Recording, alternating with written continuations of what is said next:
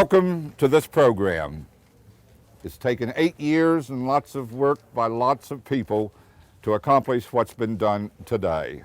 We hope you enjoy the program. Now let us bow our heads, close our eyes, and pray. Eternal Father, we're thankful for the beauty of this day. We're thankful for the community in which we live and for the legacy left by those who came before us.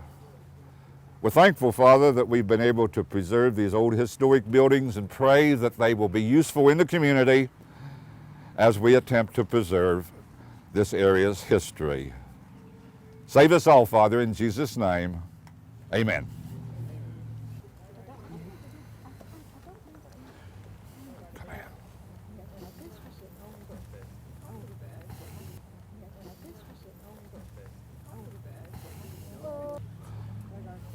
We are now going to have a raising of the flag by Fairview Boy Scout Troop number 297. While the flag is being raised, Miss Emma Mathis, loudly, is going to be singing the national anthem, loudly. Wait, once they attach the flag and it begins raising, let us hear the national anthem. Go. Oh, say, can you see by the dawn's early light what so proudly we hailed at the twilight's last gleaming, whose broad stripes and bright stars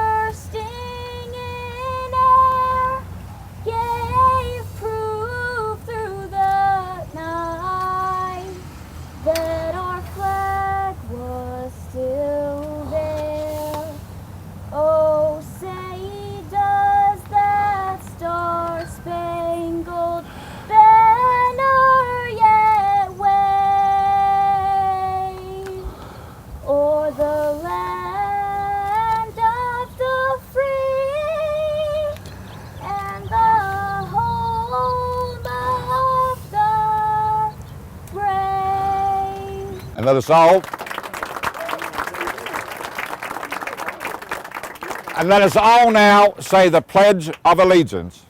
I pledge allegiance to the flag of the United States of America and to the republic for which it stands, one nation, under God, indivisible, with liberty and justice for all.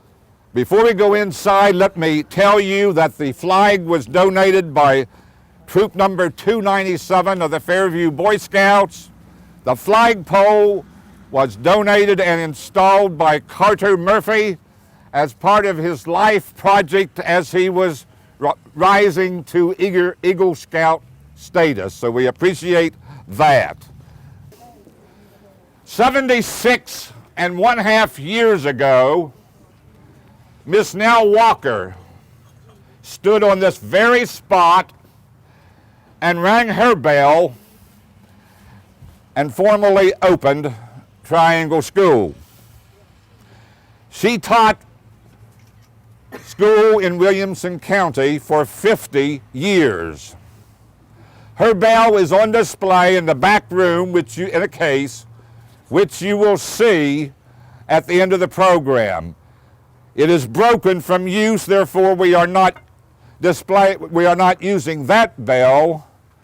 But I've asked my partner in crime, the vice chairman of the local historical association, Lisa Anderson, I'll tell you when, to ring the bell, and when she does, not only will Triangle School officially be open again, but so will the Jingo Post Office and the Boone Street Clinic.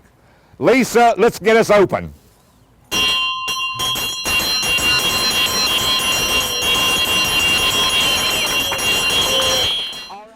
Good morning and welcome to the reopening of the Triangle School and the grand opening of the History Village Complex.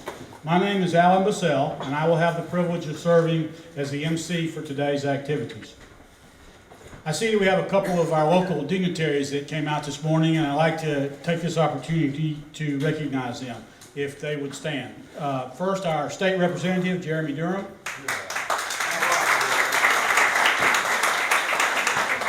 And our District 1 County Representative, Dwight Bubba Jones, is in the back. I'm not sure where he made off to, but Vice Mayor Tony Sutton is here. As are Commissioners Crutcher and Johnson somewhere. The mayor was unable to make it this morning and she extends her apologies. Next, I want to deviate just a moment from the program at the risk of peril from Dr. Rice, but I'm going to do it anyway. In 2007, there was a person that had a vision. And though there have been many contributors to the effort, without his persistence, his ingenuity, and his resilience in making that vision a reality, we would not be standing here today. So before we get into the majority of the program, I think it is appropriate that we stand and give Dr. Rice a round of applause.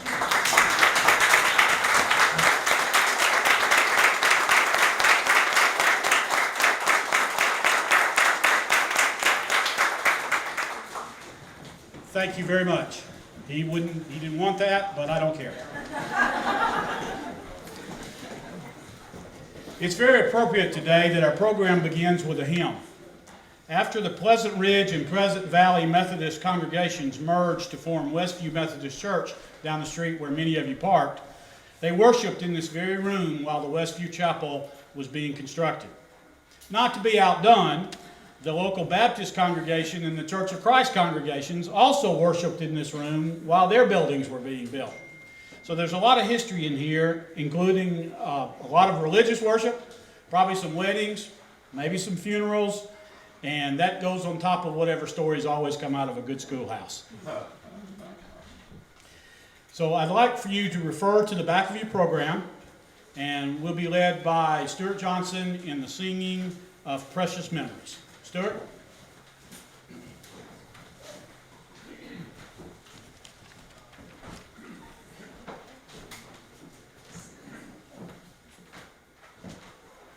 Hello.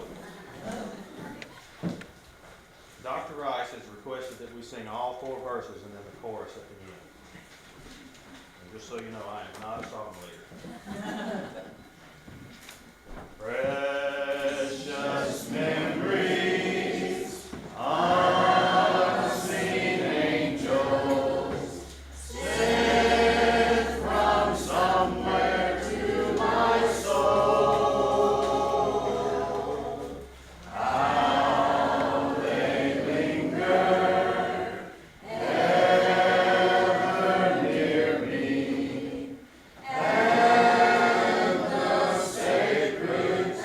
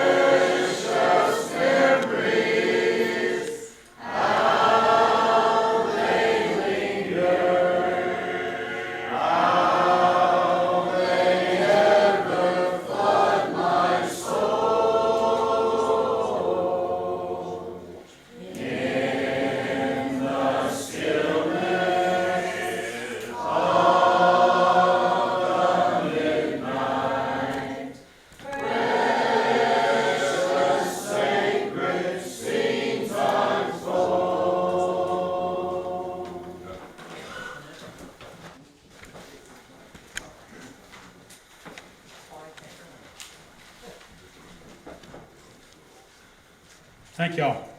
I want to recognize Ricky Jones, the other commissioner, showed up after I had already finished, so Ricky's in the back there as well.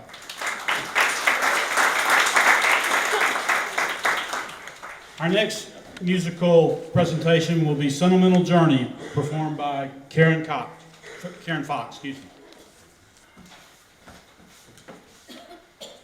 Can I add to that? Yes, ma'am. As you know, as a teacher, a lot of you are teachers, and I'm a music teacher, we always have a glitch, and guess what? Karen's not here. So I'm going to attempt, with your help, and I mean with your help, to sing Sentimental Journey. Can y'all do that for me? Can you, Principal Garcia? Thank you.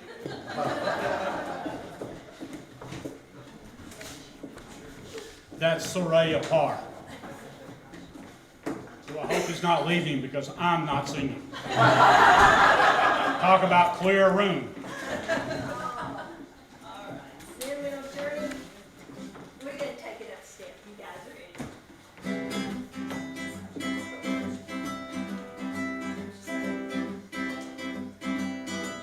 Gonna take a sentimental journey. Gonna set my heart at ease. Gonna take a sentimental journey to reveal old memories. Got a bag, I got my reservation. Swedish time I couldn't go. Like a child, a wild anticipation.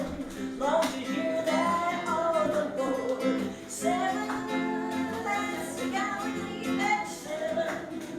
I'm waiting up for heaven. Every time the railroad track, hey, takes me back. Yeah, gonna talk a sentimental journey. Gonna set my heart at ease. Gonna take a sentimental journey to renew old memories. Come on, everybody, to renew old memories. One more time, to renew old memories.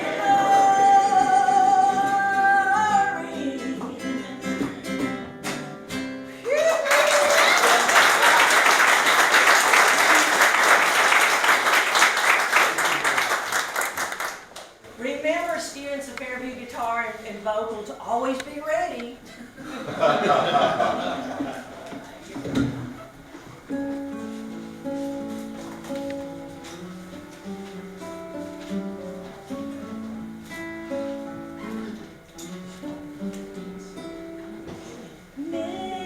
Memories like the corners of my mind. Misty watercolored memories of the way we were. Scattered pictures of the smiles we left behind. Smiles we gave to one another. The way we were. Can it be it was all so simple then? Or is time rewritten every line?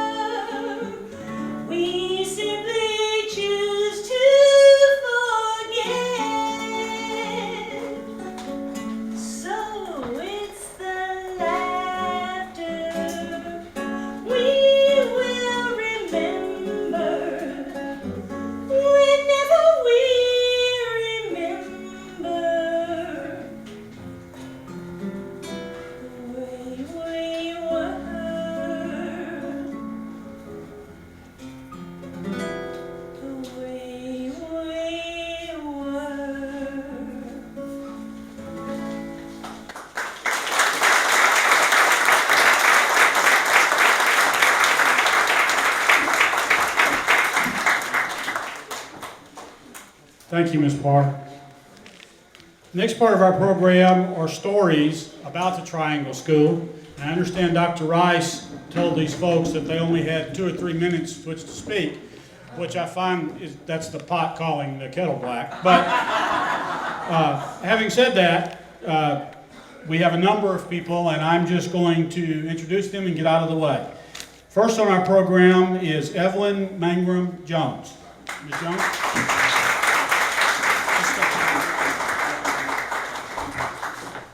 Thank you. Dr. Rice did say 2 or 3 minutes, and my husband's kept telling people over town, Evelyn never talks less than 2 or 3 hours. So hope y'all are enjoying the day. First off, I know Mr. Bissell has already done it, but I also want to thank the Fairview Historical Association with the chairman, Dr. Rice, along with so many other people in this community and outlying areas that have donated their time, their work to make all of this come possible today. Without it, we couldn't have this. And we're so proud of this building and all. I'm glad I don't have to get my typhoid fever shot at the clinic.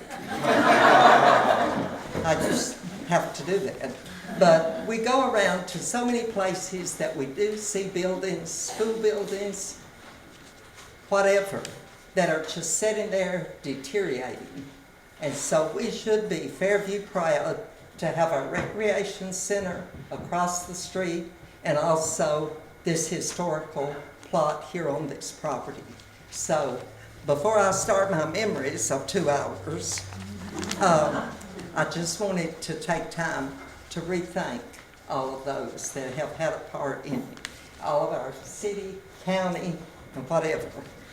But when Dr. Rice asked me to share a few memories, I said, 7 years at one place, how do you do 2 or 3 minutes? But I am, I promise. My brother in Florida told me last night, he said, be sure that you tell them I started there in '39 in the 1st grade, but the following year, he and my brothers, Carlton, Nelson, went to Fairview. But when I started in the 1st grade here in 1949, my brother Nelson, or Frank, that we come to Triangle. So in the 1st grade here, and I have, for some reason, I have all my report cards except the 1st grade and the 8th grade. But in 1949, and then in the 3rd grade, we had Mildred McReynolds was my 3rd grade teacher back in that other room.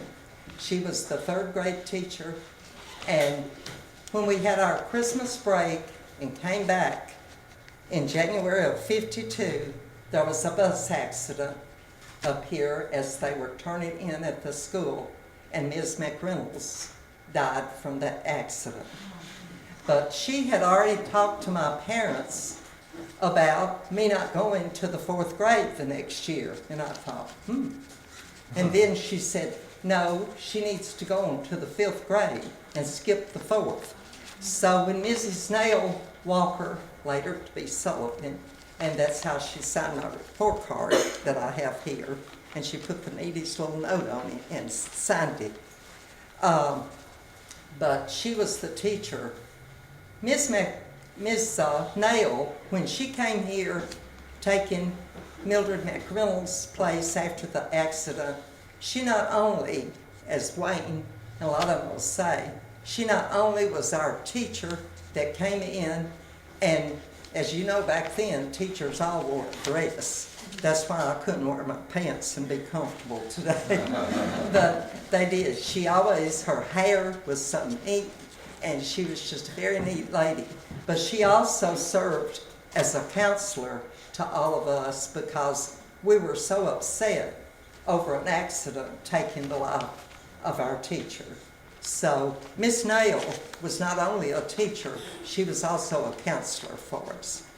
Okay, she then, the following year, went on to the 5th grade and had Nancy Walker.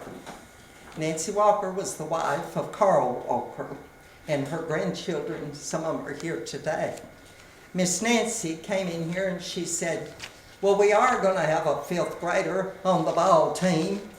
So I got to be on the ball team that year. But that was due, Miss Nancy was very encouraging.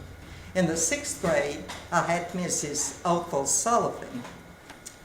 And back to my brother, he had Madeline Sullivan as his first grade teacher, later to be Mrs. Wallace. Then in the seventh grade, I had Ralph Boyd as a teacher here. He had come down from Kentucky. He lived with, rented an apartment from Mr. and Mrs. Kern Givens there. And Mr. Boyd was our seventh grade teacher and came back in an eighth grade. And when we had our Christmas break, he went home to visit his family for the holidays. None of us ever knew what happened to Ralph Boyd. We never saw him again. But in taking his place then was J.W. Peach. He came and finished out our year with the seventh and eighth grade here, which that was the last year we ever had seventh and eighth grade here, because in the fall of '56, we moved over to the new school in the fall of '56. And so just through the sixth grade at that time, because seventh and eighth grade went to the high school as junior high. But the year in the eighth grade after Mr. Boyd left, we had been, when you get to having the county basketball tournaments, back then, and Mr. Rice, Dr. Rice has a picture of that, as well as a lot of you. If you'd like a copy, I'll be glad to get you one. The boys could have their pictures made in their basketball uniforms. But our girls' team that year, the seventh and eighth grade team, in the spring of '56, when you have the county tournaments, we won the runners-up tournament against Trinity School in the other end of the county. We could not have our picture made for the Review Appeal in our ball uniforms. It had to be a dress or a skirt and blouse. So that's why our picture is that way with our runner-up trophy we have. But then Mr. Peach, at the end of that year, he went on over to what was known then as West Williamson High School, later years to become Fairview High. But Mr. Peach went over there with us, and he always did a great job. And so Mr. Peach was just, did an outstanding job. And his children, John, and can't think of the other one's name, they went on with us. But so at this time, I'll do according to Dr. Rice and hush, but I do want to thank all of you for this opportunity. But there are many, many more memories we could share, like Sue Creech. Well, she was Sue Hutchins. We liked to stay in this room when we had a substitute teacher, and she didn't know it was up there. When it got time for recess, we jumped out that window. We would go play, and we knew about time for recess to be over because Miss Nail's bail was going to be. So we would slip back in sometime. We didn't do it every time, but we would go back in that room very quietly, stay till next recess. I want to thank all of you for being here. Please enjoy the day, and I do think we're Fairview proud and have something to long remember and us take care of. Thank you.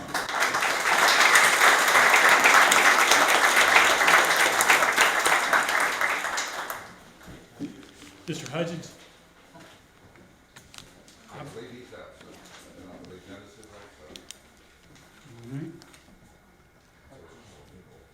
also. Mr. Lampley's not here, or Mr. Doherty, right? Okay. Mr. Hall, Wayne Hall, our city manager.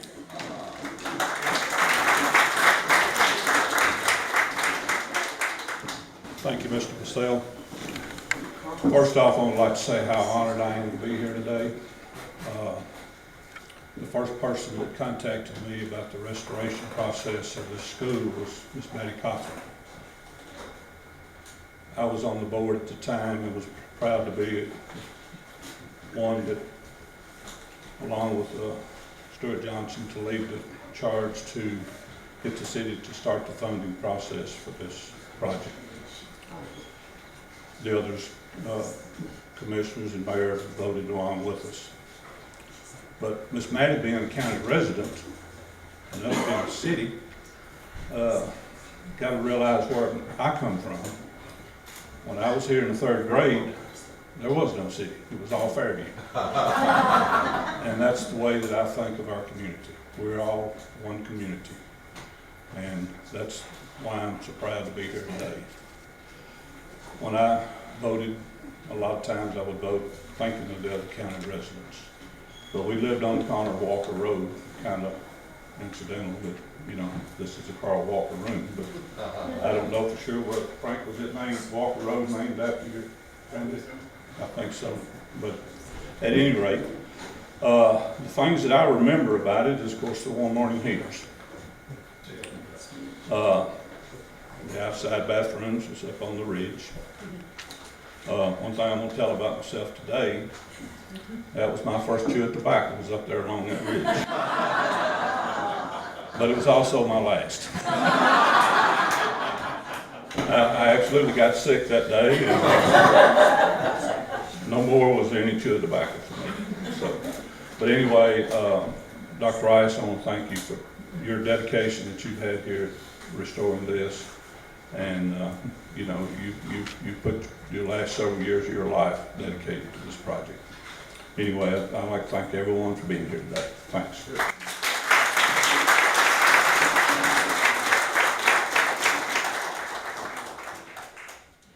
Spider was enjoying the program as well.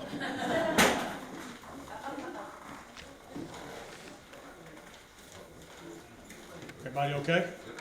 All right. Joan Tidwell. She may come later today. She's out. Okay. All right. Not all these wonderful people do I know, so I apologize for that. But I do know this one, Frank Walker.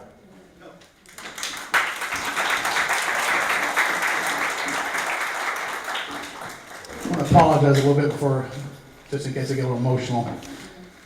As I was growing up, I didn't appreciate the history and how deep-rooted we were in Fairview, how much it meant to my grandfather and my grandmother, but now I do.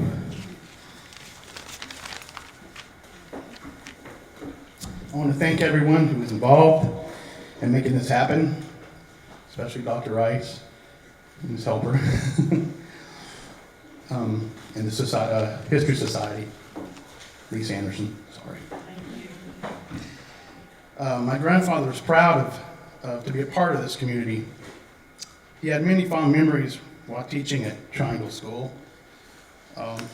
One story that sticks out to me is the time that when he was